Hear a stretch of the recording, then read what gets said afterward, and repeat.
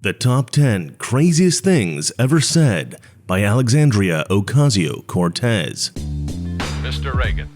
I've actually produced a new live stream channel for Mr. Reagan fans called Toxic Masculinity, where I report on and break down the news of the day, and I take fan questions and comments. So be sure to subscribe to Toxic Masculinity and catch the live stream every weeknight at 9 p.m. Eastern, 6 p.m. Pacific. The link is in the description below. Ever since AOC took office in January of 2019, she's been a treasure trove of unintentional comedy. Her ditzy demeanor, her fiery passion for subjects about which she knows nothing, her inability to grasp simple facts, her misconceptions of the world, and her absurd political ideas have led to hours of laughter for conservatives and rational people the world over. So today, we're going to look at the top 10 craziest things ever said by Alexandria Ocasio-Cortez. And by 10, I of course mean 20. Number 20, Cauliflower is racist. In May of 2019, AOC went on one of her unhinged racist rants. Speaking like a 12-year-old trying to sound authoritative, AOC taught us all that cauliflower is racist.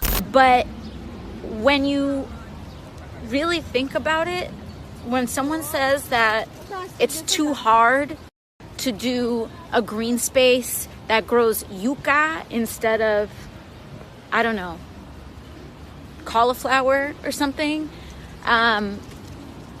what you're doing is that you're taking a colonial approach to environmentalism, and that is why a lot of communities of color get resistant to certain environmentalist movements. Number 19. AOC wants to take back all three chambers of government. Now, we're all taught in elementary school about the three branches of government: the executive, legislative, and judicial branches. Pretty simple stuff, but AOC somehow became a sitting member of Congress without knowing this. And if we work our butts off to make sure that we take back all three chambers of Congress, all three chambers of government, the presidency, the Senate, and the House. The presidency, the Senate, and the House. The presidency, the Senate, and the House. Number 18. Unemployment is low because everyone has two jobs. When AOC was elected, she was the hottest new thing in DC. Every reporter and talk show host wanted to book her. Unfortunately for AOC, her popularity was a double-edged sword. Her fame gave her a lot of power, but it also exposed her painfully low IQ. In one interview, AOC explained Trump's incredible success with reducing the unemployment rate in America to historic lows by claiming that it was because everyone had two jobs. This, of course, exposes a fundamental misapprehension about the way unemployment rates are calculated. AOC seems to think that if you have two jobs, your second job somehow cancels out someone who's unemployed. Well, I think the numbers that you just talked about is part of the problem, right? Because we look at these figures and we say, oh, unemployment is low, everything is fine, right? Well, unemployment is low because everyone has two jobs. Number 17. The reason there's crime is that people are stealing bread. That, in one moment, first I have to sell you something. More than 76,000 citizens in the San Francisco Bay Area found themselves without power last month because of high winds from the previous night's storm. Power outages have become an increasingly common problem in the United States. Research shows that the average American experiences 7.8 hours of power outages per year. That's doubled from 2016, and the trend is likely to keep growing. That's why I highly recommend the Lightbug. The Lightbug is solar powered. Check this out. You see this? This is a solar panel. You put this outside, you let it charge up, and then you've got a light for all night if you want. And it's super freaking bright. Check this out. Yeah, you can't even see me, it's so bright. And I sometimes actually use this as a film light. You see how bright that is? And that competes in the daytime with the sunlight outside coming in from the back. And that's a pretty hard thing to do. This is a very bright light. And what's more, you can charge other stuff with it. You can just plug your phone into this and you can charge your phone. It's fantastic. It's also obviously very portable. With this light, you are never going to have to worry about a blackout again. The Lightbug could be the difference between life or death. Get the Lightbug for 20% off during the Valentine's Month special by going to www.lightbug.com. That's LYTEBUG.com, or click on the link in the description below. Number 17. The reason there's crime is that people are stealing bread. In 2020, Antifa was burning buildings and Black Lives Matter activists were looting stores. Radical left DAs were neglecting to prosecute criminals, and Democrat mayors were releasing vicious criminals back into the general population because of the COVID pandemic. Naturally, crime went up significantly in Democrat cities throughout the country. In the face of criticism about the crime surge, skyrocketing cases of homicides, assaults, and burglaries, AOC taught us all that the crime surge was actually just a matter of hungry moms stealing bread to feed their kids. I think there's something about this uptick in crime. Let me make something super clear for everyone. Maybe this has to do with the fact that people aren't paying their rent and are scared to pay their rent. And so they go out and they need to feed their child and they don't have money. So you maybe they're put in a position where they feel like they either need to shoplift some bread or go hungry that night. Number 16. We have to liberate the southern states. In January of 2021, AOC once again took to Instagram to remind everybody that she is indeed the most ridiculous person to ever hold political office, besides maybe Maxine Waters. Reclaiming my time, reclaiming my time, reclaiming my time, reclaiming my time. AOC proposed the idea that the southern states are being economically, socially, and racially oppressed and needed to be liberated. Apparently, she hadn't heard that the southern states were actually the first to open their businesses during the pandemic, and people in the South at the time were all back to work. Life had mostly returned to normal there. The southern states were, at the time, the most liberated states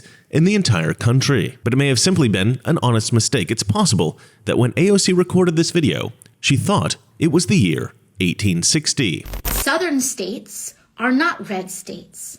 They are suppressed states, which means the only way that our country is going to heal is through the actual liberation of southern states, the actual liberation of the poor, the actual liberation of working people from economic, social, and racial oppression. That's the only way. Number 15. It's not okay to still have children. Back in 2019, AOC posted several popular videos of her doing everyday activities, like building IKEA furniture and cooking woke ethnic food. During these social media chats with her fans, AOC would often opine on political and even philosophical ideas. Her enlightened musings were much applauded by her sycophant supporters, and laughed at hysterically by the rest of us. Her ideas about having children were a little darker than usual, however, as she appears to believe that climate change will turn Earth into a living hell, and so bringing children into that hellscape just to suffer would be inhumane. Apparently, when this woman joined the leftist cult, she consumed a full serving of robust, full-bodied Kool-Aid. Our planet is going to face disaster if we don't turn this ship around. And so it's basically like there's scientific consensus that the lives of children are going to be very difficult. And it does lead, I think, young people to have a legitimate question. Is it okay to still have children? Number 14. The world is going to end in 12 years. One of AOC's most famous pronouncements was that the world is going to end in 12 years. This was another serious misapprehension. In 2018, the UN released a wildly speculative report that predicted dramatic changes in climate by the year 2100. And the report estimated that we had 12 years to reduce carbon emissions before this wildly speculative version of the year 2100 might be a fixed reality. That is, we need to hit the brakes on CO2 within 12 years, or else the planet will suffer after 82 years. AOC, of course, misinterpreted this as the world is going to end in 12 years. I think that the part of it that is generational is that millennials and people and Gen Z and all these folks that come after us are looking up and we're like, the world is going to end in 12 years if we don't address climate change. And your biggest issue is your biggest issue is how are we going to pay for it? And this is the war. This is our World War II. Number 13. We need to occupy everything. In early 2021, after the protest at the Capitol, AOC and many Democrats in D.C. insisted that Donald Trump had, quote, incited an insurrection. Of course, everyone knows this wasn't true. It was an absurd attempt to, once again, slander Donald Trump. But the irony of this accusation is that Democrats had consistently, before, during, and after the 2020 riots by Black Lives Matter and Antifa, they had constantly demanded uprisings, and AOC was indeed as guilty as anyone. We have to occupy all of it. We need to occupy every airport. We need to occupy every border. We need to occupy every ICE office. Number 12. Being factually correct isn't important when you're morally right. AOC is a difficult woman to respect, even by the left. In 2019, Anderson Cooper interviewed AOC for 60 Minutes, and even he seemed to find it difficult when she appeared not to recognize that the comprehension of facts is actually a critical prerequisite to forming ethical positions on political issues. If people want to really blow up one figure here or one word there, I would argue that they're missing the forest for the trees. I think that there's a lot of people more concerned about being precisely, factually, and semantically correct than about being morally right.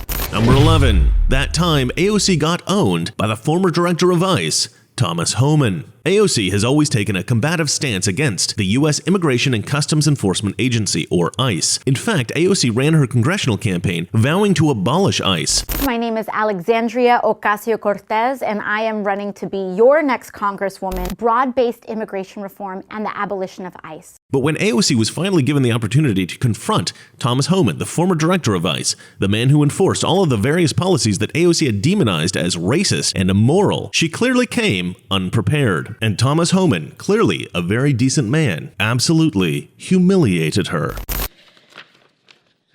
Mr. Homan, your name is on this. Is this correct? Yes, I signed that memo.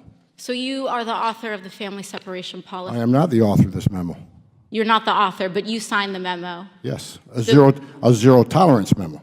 So you provided the official recommendation to Secretary Nielsen on for the United States to pursue family separation. I gave Secretary Nielsen numerous recommendations on how to secure the border and save lives. But it says here that you gave her numerous options, but the recommendation was option 3, family separation. What I'm saying, this is not the only paper where we've given the Secretary numerous options to secure the border and save lives. And so the recommendation, of the many that you recommended family separation. I recommended zero tolerance. Which includes family separation. The same as is with every U.S. citizen parent gets arrested when they're with a child. Zero tolerance was interpreted as the policy that separated children from their parents. If I get arrested for DUI and I have a young child in the car, I'm going to be separated. When I was a police officer in New York and I arrested a father for domestic violence, I separated that father from his family. Mr. Homan, with all due respect, legal asylees are not charged with any crime. When you're into the country illegally, it's violation 8 United States Code 1325. Seeking asylum is legal. If you want to seek asylum, you go through the port of entry, do it the legal way. The Attorney General of the United States has made that clear. Okay. Mr. Chair, the memo is submitted to the record for review. Number 10. White people are causing climate change. A primary claim of the left is that America is imbued with racism. It's systemically racist. It's implicitly racist. It's racist from the root, and it's racist to the core. And that racism, the left claims, is entirely a failing of white Americans. This idea, of course, lends itself to a variety of claims that are, themselves, racist. White people, many leftists have claimed, are the only people who can be racist, and white people, many leftists have claimed, are all racist. These are claims that AOC has, of course, promoted over the years. But perhaps the most bizarre racist claim that AOC has made about white people is her claim that catastrophic climate change is the fault of evil white people. Do we see largely that it's the global South and communities of color that may be bearing the brunt of the initial havoc from climate change? Without a doubt, without a doubt. And in terms of that wealth, the people who are producing climate change, the folks that are responsible for the largest amount of emissions or communities or corporations, they tend to be predominantly white, correct? Yes, and every study backs that up. Number 9. Concentration camps. In 2019, it was all the rage to accuse Donald Trump of locking kids in cages. Never mind that the so-called cages used to house immigrant children who had illegally crossed the border were built by the Obama administration, and the photos that were used to demonize Trump were actually taken during Obama's tenure as president. Never mind any of that. Trump was still blamed for the phenomenon and is still to this day accused of having put kids in cages. In one of AOC's most famous gaffes, she jumped onto the kids in cages trend, but she did it with her special brand of AOC theatrics, comparing kids being held at the border to Jews held in concentration camps. Of course, kids at the US-Mexican border are not executed. But I'm sure to AOC, that is an insignificant distinction. The United States is running concentration camps on our southern border. And that is exactly what they are. They are concentration camps. And if that doesn't bother you,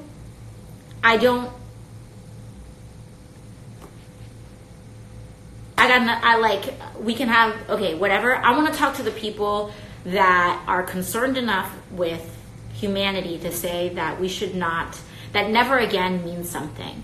And that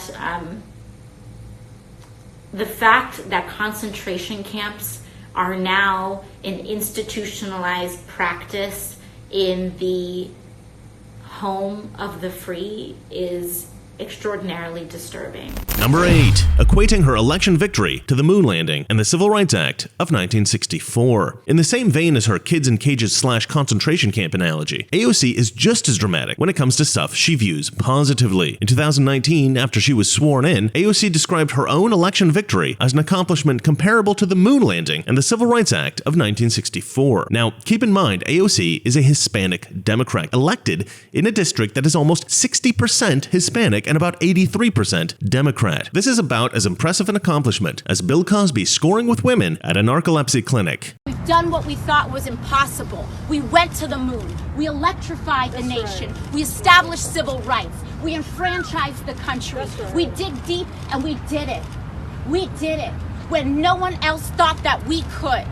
That's what we did when so many of us won an election this year. That's what so many of us did.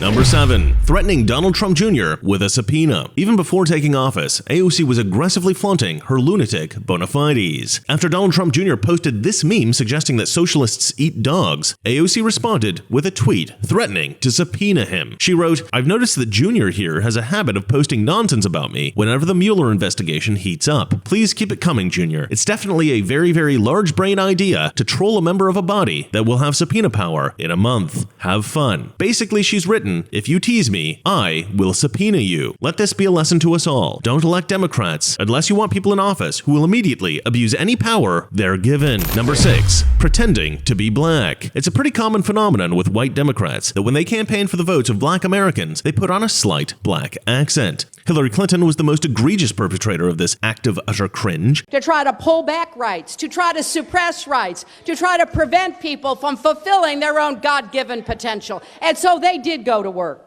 And when they went to work, they found a receptive Supreme Court. But AOC, when addressing a room full of black Americans, dug in with all the passion and enthusiasm you would expect from the puppet Congresswoman. This is what organizing looks like. That's right. This is what building power looks like. This is what changing the country looks like. I'm proud to be a bartender. Ain't nothing wrong with that. There's nothing wrong with working retail, folding clothes for other people to buy. There is nothing wrong with preparing the food that your neighbors will eat. There is nothing wrong with driving the buses that take your family to work. There is nothing wrong with being a working person in the United States of America. And there is everything dignified about it. Number 5, I'm the boss. One of the most reviled aspects of AOC's character is her unique combination of ignorance and confidence. AOC will express an idea with all the passion and confidence in the world, all while knowing nothing of the subject about which she's speaking. This once led her to express with smug exuberance that she is, in fact, the boss. Why? Because no one else has even tried. Because no one else has even tried. So people are like, oh, it's unrealistic. Oh, it's vague. Oh, it doesn't address this little minute thing. And I'm like, you try. You do it. Because you're not. Because you're not. So until you do it, I'm the boss. How about that? Catch me outside. How about that? Number 4, let's flip this seat red. It's pretty well known that AOC isn't really in charge of the office she holds. She just doesn't know enough about American politics to present well-researched, intelligently considered ideas, or to vote wisely on, really, anything. However, sometimes AOC says something so ignorant that it surprises even her most ardent critics. For about 20 years now, since AOC was 10 years old, Americans have signified Republicans with the color red and Democrats with the color blue. But after she was elected to Congress, AOC, a Democrat who should want seats flipped blue, showed that she truly knew nothing about American politics. Hello, everybody. I'm so excited to be hopping on here, Senator Sanders' account, and we're here in Kansas City to rally for Brent Welder. We're gonna flip this seat red in November. Flip this seat red in November. Flip this seat red in November. Number 3, knowing nothing about Israel. When AOC first started doing interviews, she was asked about her position regarding Israel and Palestine. Democrats tend to side with Palestinians, and AOC took that position. But after being pressed on the issue, it was clear that AOC's confidence in her position was unfounded, as she literally knew nothing about the situation. You used the term the occupation of Palestine. What did you mean by that? I think what I meant is like the settlements that are increasing in some of these areas and places where Palestinians are experiencing difficulty in access to their housing and homes. Do you think you can expand on that? Yeah, I mean, I think I'd also just, I am not the expert on geopolitics on this issue. Number 2, what is a garbage disposal? After moving into her luxury apartment in Washington, D.C., AOC posted a video of herself using a garbage disposal for the first time. Like primitive man discovering fire, AOC seemed baffled and frightened. In AOC's defense, garbage disposals were illegal in New York City until 1997, so most homes built before 1997 were never fitted with these common kitchen amenities. However, the reason AOC was criticized for her video wasn't actually because she'd claimed never to have seen a garbage disposal before, although that seemed a bit unlikely. The reason most people found AOC's video obnoxious is that AOC seemed to believe that garbage disposals were some kind of ostentatious show of wealth, as if her ignorance about garbage disposals was some kind of proof of her tough childhood on the mean streets of Westchester, one of the wealthiest counties in the country. Okay, everyone, I need your help because I just moved into this apartment a few months ago and I flipped this switch. Made that noise and it scared the daylights out of me. I am told this is a garbage disposal. I've never seen a garbage disposal. I never had one in any place I've ever lived.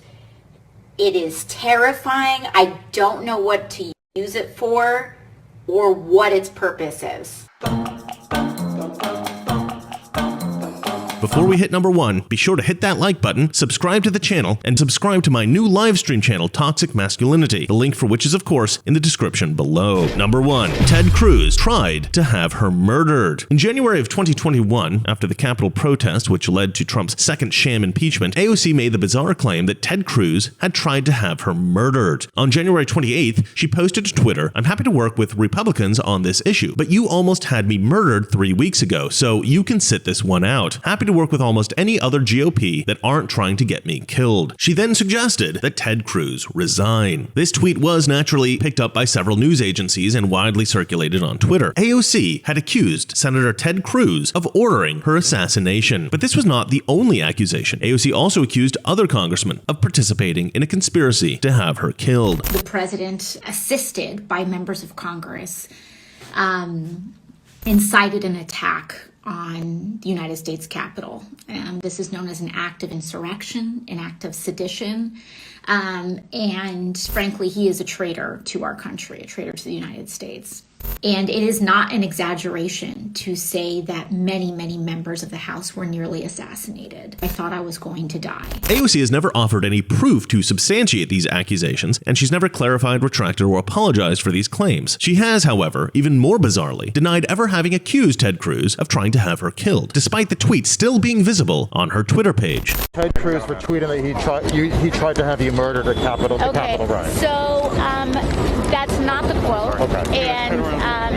And I will not apologize for what I said. Now, AOC didn't merely accuse Ted Cruz of trying to have her murdered. AOC also recounted in minute detail her own traumatic ordeal, hiding in her bathroom as berserk Trump-supporting protesters invaded her office, hunting her down, trying to murder her. I'm thinking to myself, I'm going to order us a really awesome lunch.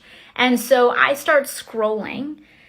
And I want to order I'm going to get us an amazing lunch. I'm going to get us a banging lunch, when all of a sudden I hear boom, boom, boom, boom, boom on my door.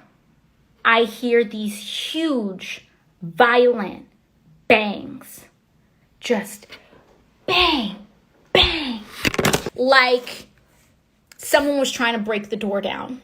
And just boom, boom, boom. And G just looks at me back and he just goes, hide, hide, run and hide. And so I run back into my office. I slam my door. There's another kind of back area to my office. I open it and there's a closet and a bathroom. And I jump into the bathroom. And I immediately realized that I shouldn't have gone into the bathroom. I should have jumped in the closet.